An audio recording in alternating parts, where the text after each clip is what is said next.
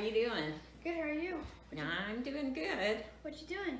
Well, I'm trying to decide if I should eat the whole thing. What do you think? I mean, would you like some help doing it? That would help a lot. I'm also sitting here kind of working on my Sunday school lesson, and so I thought it would be kind of good to have a donut with Sunday school lesson since we do that at church. And this month we're doing some lessons on great mysteries in the Bible. Did you know that the Bible is filled with mysteries? No. Yep. There's lots of mysteries that God's put in there. And today I'm reading in the book of 2 Kings chapter 2 about a man named Elijah. And he was a man of God, and he was a prophet, and he delivered messages from God to God's people. He must have been popular. Not really. Because the people weren't really following God at that time, so they really didn't want to hear what he had to say. That's not fun. What's the mystery? Well, the story's about Elijah, and he was walking with Elisha, who was his assistant. Those sound much alike. I can't tell the difference, really. That's right, Elijah and Elisha. And this wasn't just any day, but the Bible tells us it was the day that the Lord was going to take Elijah to heaven. He knew that? Yep, the Lord told him. So anyway, they're walking along, and they get to a spot, and Elijah tells Elisha, stay there.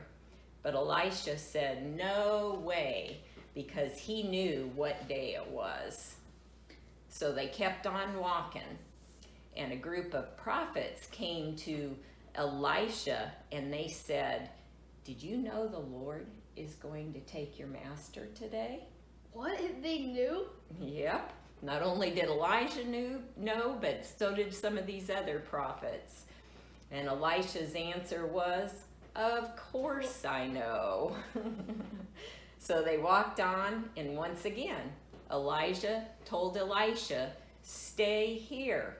And what do you think Elisha said? No way, I'm not leaving you. That's right. And so on they walked, and they came upon a group of 50 prophets. Wow. And those prophets came up to Elisha, and they said, do you know that the Lord is going to take your master today? And what do you think Elisha said? Yes, of course I know. They all knew. So they walked on until they came to the Jordan River. And Elijah folded up his cloak, and which a cloak, you know what that is? No. Well, it's kind of like a cape. You know how Superman and different ones wore capes? Yeah. Well, that's what they wore back then. And he took that cloak and he hit the water with it. And you know what the water did? It parted. Really? And it says they walked across on dry land. I think we've heard some other stories in the Bible like that. Yeah. Anyway, they walked on, and Elijah asked Elisha what he could do for him before he was taken away. And Elisha said that he wanted a double portion of Elijah's spirit. What does that mean? Well, Elijah had done many miracles, and even though Elisha had been with him for a long time, he'd never done any. And he wanted to be able to do like Elisha. He wanted to be a man of God like Elijah.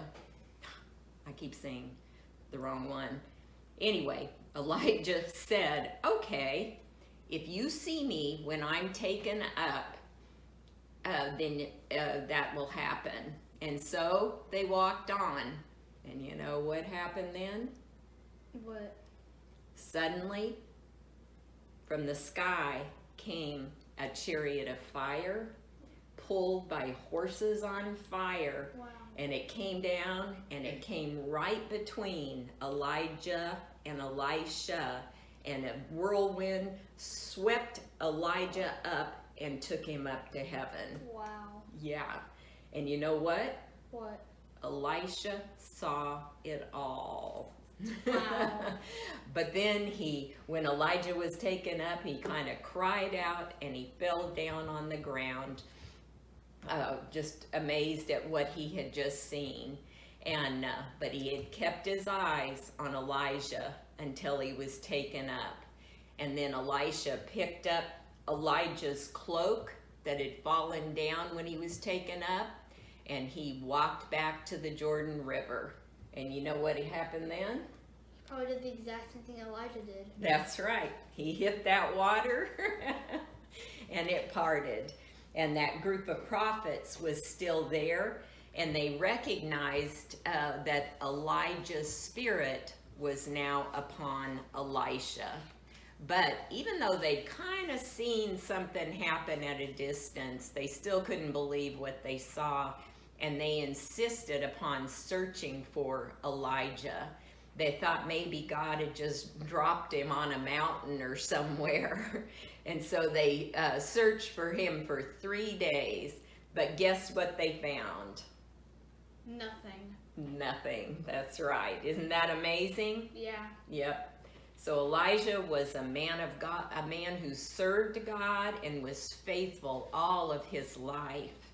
He delivered messages of judgment against wicked kings and queens who had wanted to kill him, and he performed many miraculous signs because God was with him.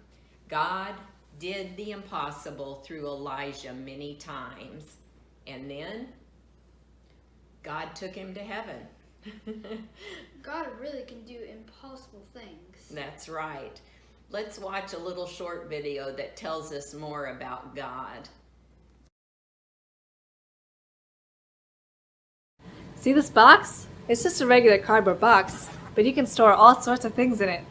They're especially useful for when you're moving to a new house and have a lot of things to pack. Boxes are mainly for storing things. But when you pack, you want to stay organized, so you know which things go into which boxes.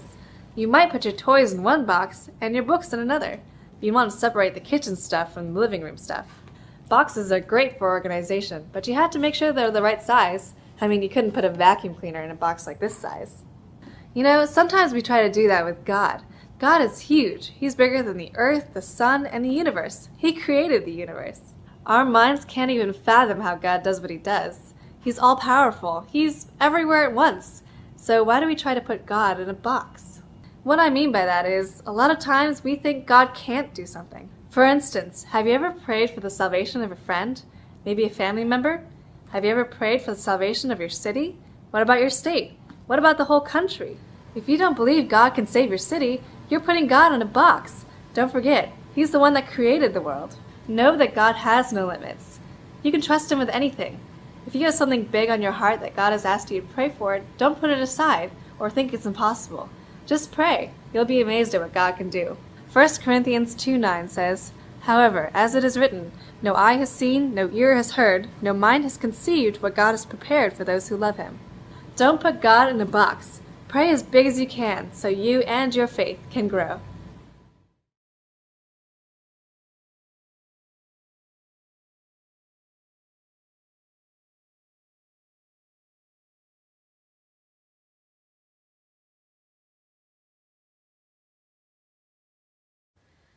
We really do serve a huge God. That's right, and we can't even begin to understand all that he can do. And like the video said, Don't put him in a box. God has no limits, and he can do the impossible, and we need to pray big prayers because our God is able to do that. And I hope this week that you'll tell a parent, tell a friend, tell somebody that we serve a God who can do the impossible. And even if they're discouraged, if they've got a big need in their life, that you'll pray with them and pray to this God. I hope you all have a good week.